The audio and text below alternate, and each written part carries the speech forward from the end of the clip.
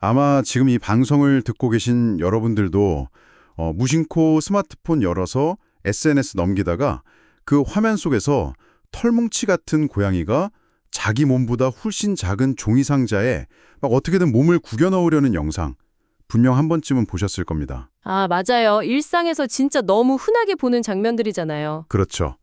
그 우스꽝스럽고 귀여운 모습에 피식 웃으면서 좋아요 딱 누르셨을 텐데 우리는 보통 그런 거 보면서 아, 고양이는 진짜 엉뚱하고 귀엽다 이러고 그냥 넘어가거든요. 네네. 고양이의 그런 행동은 종종 뭐랄까 그냥 사랑스러운 미스테리나 변덕 약간 그런 걸로 여겨지니까요. 우리가 그 겉모습이 주는 귀여움에 푹 빠져버려서 사실 그 행동 이면에 있는 아주 정교하고 오래된 신화의 이유들을 놓치는 경우가 진짜 많거든요. 그러니까요. 그런데 만약에 그 작은 종이 상자에 낑낑댐에 들어가는 행동이 단순한 장난이 아니라 수만 년을 이어온 야생 생존 프로그램의 핵심 코드 중 하나라면 어떨까요? 오, 아주 흥미로운 접근이네요. 오늘 우리가 진행할 이 심층 탐구의 목적이 바로 이 질문에서 출발합니다. 단순히 귀여운 고양이 영상을 소비하는 걸 넘어서 그 독특한 행동 이면에 숨겨진 어떤 진화론적이고 심리적인 이유를 완전히 해독해 보는 거죠. 네, 아주 기대가 됩니다. 그래서 오늘 이 주제를 파헤치기 위해 아주 재미있는 두 가지 자료를 분석해 볼 건데요. 하나는 SNS에서 사람들이 왜 특정 고양이 영상에 열광하는지 그 폭발적인 조회수를 만들어낸 고양이가 사랑하는 것들이라는 60신 분량의 3D 애니메이션 다큐멘터리 대본이고요. 다른 하나는 그 바탕이 되는 고양이 행동학 전문가들의 엄청 상세한 연구 메모입니다. 이 두 자료를 교차해서 보면 진짜 흥미로운 큰 그림이 완성되거든요. 영상 대본이 우리가 흔히 목격하는 고양이 행동 패턴을 되게 생생하게 보여준다면 행동학 메모는 그 상황 속에서 고양이의 뇌와 신체가 정확히 어떻게 작동하는지 그 과학적인 이유를 딱 뒷받침해 주는 거죠. 아, 완벽한 조합이네요. 맞습니다. 겉보기에는 되게 새침하고 도도해 보이는 고양이의 진짜 속마음, 즉 생물학적 동기를 들여다볼 수 있는 아주 완벽한 렌즈가 되는 셈입니다. 좋습니다. 그래서 오늘 이 시간은 여러분이 일상에서 마주치는 고양이들을 완벽하게 이해할 수 있는 일종의 지식의 지름길이 될 겁니다. 자, 그럼 이 부분을 한번 파헤쳐 볼까요? 자료를 보니까 영상의 엄청난 비중이 바로 따뜻함과 연결된 상황들이더라고요. 아, 온도. 고양이 생존의 가장 기본적인 부분이죠. 네, 그 페르시안이나 샴 고양이가 창가에 내리쬐는 햇살 찾아서 낮잠 자고 먼치킨 고양이가 방바닥에 그 온기에 올라오는 특정 스팟에만 납작하게 엎드려 있고 특히 겨울에 털없는 스핑크스 고양이가 전기장판 위를 절대 안 벗어나잖아요. 이걸 보면 진짜 고양이는 무슨 열 추적 미사일 같아요. 열 추적 미사일, 와! 그 비유가 생물학적으로 아주 정확합니다. 고양이의 체온 메커니즘을 들여다보면 그 이유가 아주 명확하게 나오거든요. 아, 그래요? 네, 고양이 정상 체온이 섭씨 38도에서 39도 사이로 유지됩니다. 인간보다 한 1도에서 2도 정도 더 높죠. 생각보다 높네요. 그렇죠. 근데 포유류가 이 높은 체온을 스스로의 신진대사만으로 유지한다는 건 진짜 엄청난 에너지를 소모하는 일이에요. 그래서 고양이는 아주 영리한 에너지 절약 전략을 진화시킨 겁니다. 바로 외부의 여론을 적극적으로 끌어다 쓰는 거죠. 아, 자기가 칼로리를 태우는 대신에요. 맞습니다. 스스로 칼로리를 태워서 몸을 데피는 대신에 햇빛이나 전기장판 같은 외부 열을 쫙 흡수해서 기초 체온 유지에 필요한 에너지를 아끼는 거예요. 야생에서 에너지를 비축한다는 건 곧 생존율과 직결되니까요. 대박. 그러니까 이게 단지 따뜻해서 기분 좋은 게 아니라 아주 철저한 생존형 에너지 효율성 계산이 깔려 있었던 거네요. 완벽한 계산이죠. 그런데 이 분석 노트를 읽다 보니까 정말 공감 가면서도 좀 웃긴 상황이 하나 있더라고요. 브리티시 쇼트웨어 고양이 씬인데 반려인이 한창 노트북으로 막 일하고 있는데 고양이가 떡하니 그 열려있는 키보드 위에 올라와 앉아버리잖아요. 아, 반려인들이 제일 난감해하는 순간이죠. 네네, 반려인 입장에서는 막 어이없으면서도 귀여우니까 결국 사진 찍고 미소 짓게 되는데 저는 이게 그냥 따뜻해서 기계 열 때문인 줄 알았거든요.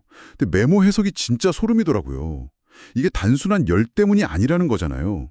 노트북 위에 앉는 행동을 분석해보면 고양이 특유의 엄청난 다목적 전술을 엿볼 수 있습니다.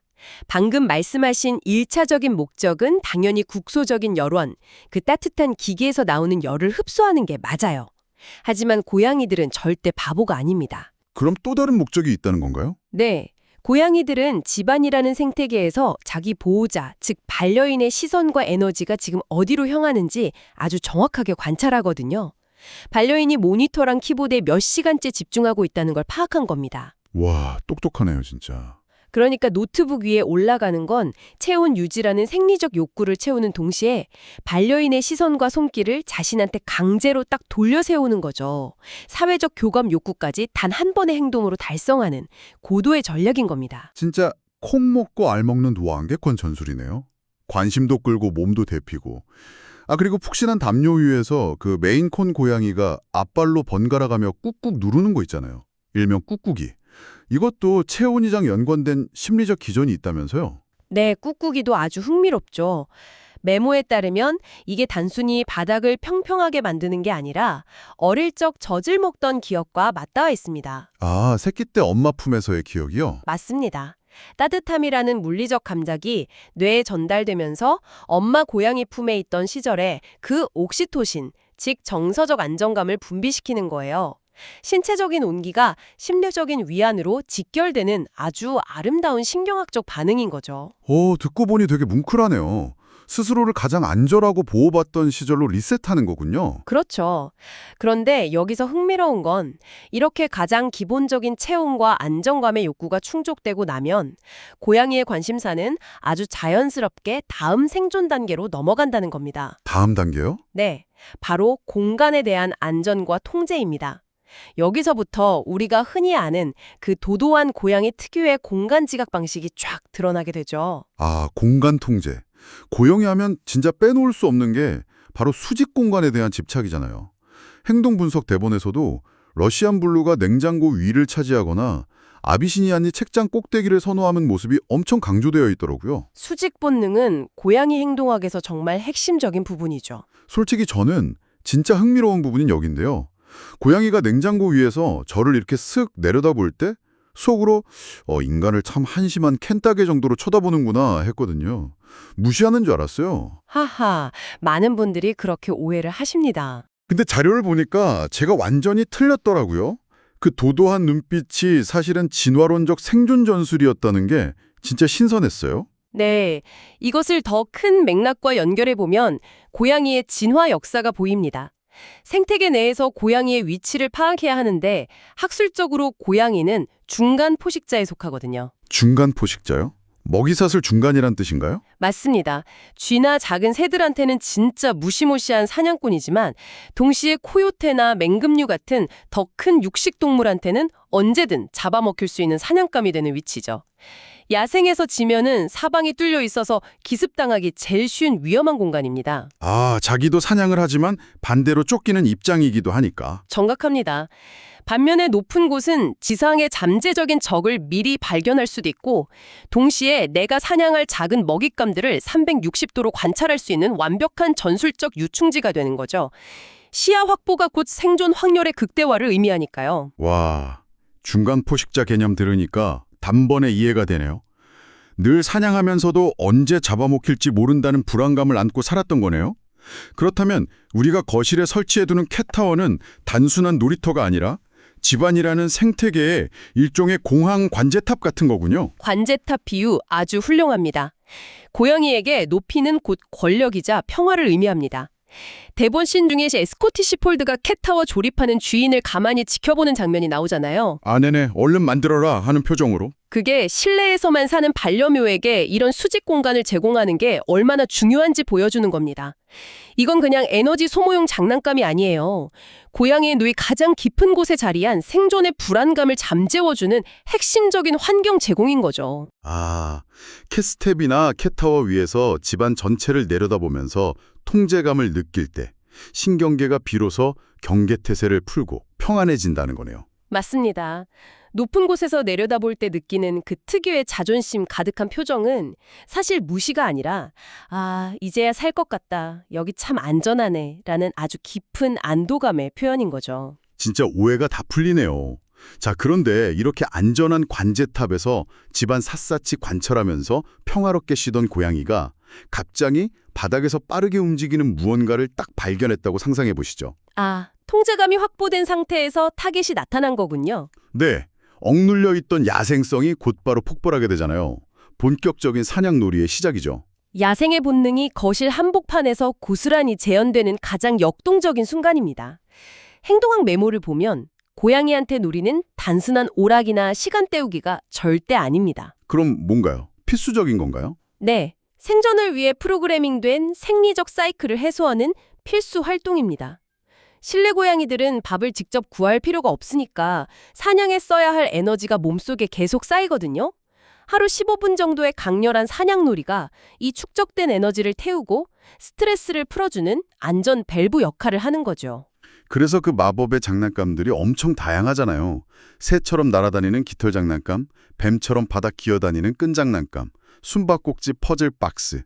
근데 놀이할 때 고양이 변하는 거 보면 진짜 귀엽다기보다 야생 암살자 같지 않나요? 스코티시 폴드가 동공 커지고 몸 쫙 낮추면서 사냥 준비하는 모습 말씀이시죠? 맞아요. 엉덩이 실룩거리면서 덮치기 직전 모습이요. 완벽한 몰입 상태죠. 동공이 확장돼서 빛을 흡수하고 근육은 튕겨나갈 준비를 하고 혈액 속엔 아드레날린이 대량으로 분비됩니다. 진짜 야생에서 사냥할 때랑 똑같은 상태가 되는 거군요. 네, 생리적으로 완전히 동일한 긴장감을 겪고 있는 겁니다. 그래서 이 사냥놀이에는 반려인들이 반드시 지켜야 할 철칙이 하나 존재합니다. 아, 철칙이요.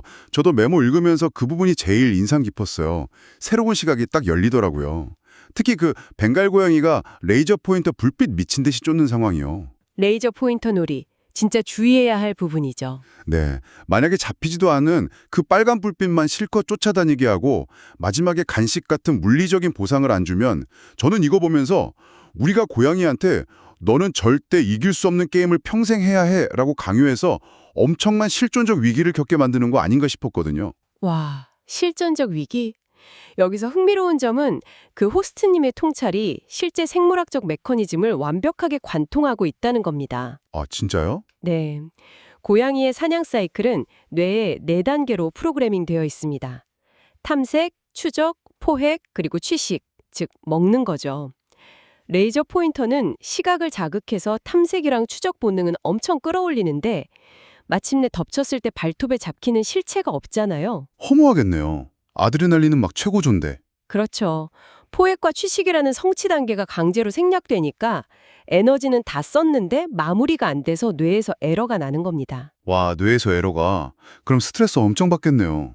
성취감이 빠진 아드레날린의 잔류는 뇌의 좌절감을 일으키고 이게 코르티솔이라는 스트레스 호르몬의 대량 분비로 직결됩니다. 놀아준다고 한 행동이 오히려 만성 스트레스를 유발할 수 있다는 거죠. 진짜 무섭네요.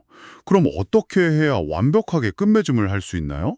레이저로 놀아준 뒤에는 반드시 숨겨둔 간식을 찾게 해서 취식 단계를 채워주거나 아니면 실체가 있는 쥐 장난감으로 바꿔서 사냥을 성공으로 끝내줘야 합니다. 장난감 물고 의기양양하게 걸어가는 모습이 뇌가 도파민 샤워를 하고 있다는 증거거든요. 아, 물리적인 보상으로 사냥 사이클을 닫아줘야 하는군요. 명심해야겠습니다. 자, 그럼 이렇게 아드레날린 폭발시키면서 사냥 본능을 맹렬히 발산하고 난 고양이들은 이제 자신의 감각을 만족시키고 영역을 재정비할 시간과 공간을 찾게 되잖아요. 네, 감각의 제국과 완벽한 요새를 구축하는 단계로 넘어가는 거죠. 여기서 등장하는 치트키가 바로 캣닙과 스크래처 아니겠습니까? 캣닙 가루나 맞다따비 나무 막대 주면 애들이 바닥 뒹굴고 침 흘리고 난리도 아니잖아요. 캣닙은 고양이에게 후각적, 신경학적 휴식을 주는 천연 안정제입니다. 네페탈락톤이라는 성분이 코의 수용체를 통해 뇌의 편도체로 직접 전달되면서 신경계를 안정시키고 엄청난 행복감을 주거든요. 진짜 고양이계에 허락된 합법적 마법의 가루네요. 그리고 그 밧줄 감긴 기둥형 스크래처에서 발톱 팍팍 긁는 것도 그냥 스트레스 푸는 건 줄 알았는데 복잡한 목적이 있더라고요. 스크래칭은 야생 생존 키트의 맥가이버 칼 같은 겁니다. 일단 묵은 발톱 껍질을 벗겨내서 무기를 날카롭게 관리하는 거고요. 두 번째는 온몸을 늘리면서 굳은 근육을 푸는 훌륭한 스트레칭이죠. 그리고 세 번째가 가장 중요한데 바로 영토 선언입니다. 아, 내 영역이다 하고 표시하는 거군요. 네, 발바닥 패드 사이의 분비샘에서 고유한 페로몬이 나오거든요. 깊은 스크래치 자국과 함께 냄새를 묻혀서 여긴 내 구역이고 내가 통제한다는 강력한 시각적, 후각적 선언문에 남기는 겁니다. 영역을 쫙 다지고 나면 안식처를 찾게 되는데 여기서 제가 진짜 빵 터진 분석이 있습니다. 덩치 큰 벵갈 고양이가 그 새로 배달된 택배 박스? 그것도 자기 몸보다 턱없이 작아 보이는 좁은 박스에 굳이 몸을 우겨 넣으려고 낑낑대는 모습이요. 아, 너무 사랑스러운 장면이죠. 이거야말로 진짜 고양이계의 절대 법칙, 들어갈 수 있으면 무조건 앉는다의 실사판이잖아요. 비싼 푹신한 방석 다 냅두고 그 터무니없이 작은 종이 박스를 고집하는 이유가 세상으로부터 자기를 차단하는 궁극의 안전 테두리 절정인가요? 정확합니다. 그 안전 테두리라는 비유가 심리학적 분석이랑 완벽히 일치해요. 사방이 막힌 좁고 어두운 공간은 이 중간 포식자들에게 기적의 피난처입니다. 몸 여러 면이 벽에 닿아 있으면 포식자 기습 확률이 0%라는 뜻이니까요. 아, 뒤통수 맞을 일이 없다는 거네요. 그렇죠. 좁은 곳에 밀어 넣는 순간 심리적 안도감을 느끼며 스트레스가 급감합니다. 게다가 종이박스 안에 공기층이 있어서 단열재 역할도 탁월하죠. 처음에 얘기했던 체온 유지까지 도와주는 완벽한 요새인 겁니다. 야, 퍼즐이 쫙 맞춰지네요. 지금까지 살펴본 따뜻한 햇살, 수직 공간의 관제탑, 아드레날린 터지는 사냥, 영역 표시, 그리고 완벽한 요새인 종이박스까지 이 모든 생존 본능이 만족스럽게 채워지고 나면 비로소 고양이는 무엇을 원하게 될까요? 바로 그 시점이 날선 생존 본능이 사랑으로 바뀌는 마법 같은 순간입니다. 본능적 불안이 다 해소되면 고양이는 비로소 반려인과의 깊은 교감과 일상의 여유를 즐길 준비가 끝나는 거죠. 아, 식사랑 그루밍 같은 거요? 네, 고양이 정수기나 세면대에서 흐르는 물을 찾아 마시는 것도 신선한 물을 찾는 야생의 본능이고요.